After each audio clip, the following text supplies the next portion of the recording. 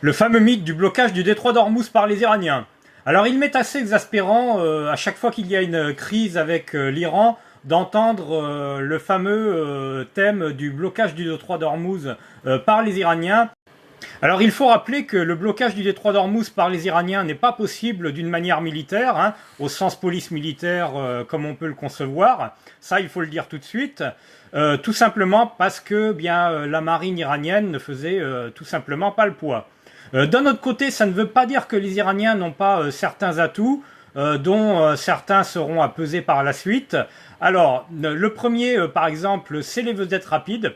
Les vedettes rapides qui permettent de mener des attaques contre différents types de navires.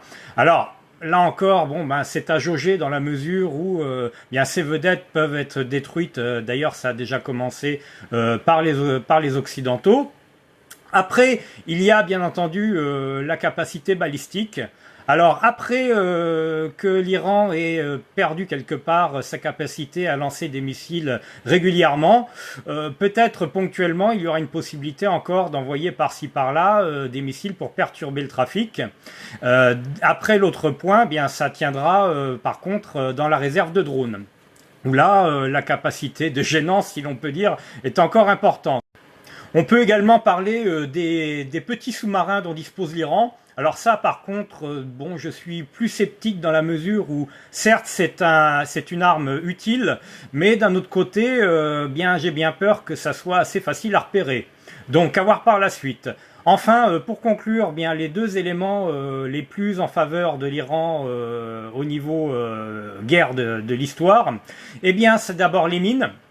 Même si il est possible de détruire les bateaux qui pourront éparpiller les mines sur le détroit d'Ormuz, il y a toujours la possibilité d'en balancer dans la flotte pour que après ça puisse bloquer effectivement ce détroit. Et enfin, le point dont on parle le plus dans tous les conflits modernes actuellement, c'est les fameux drones.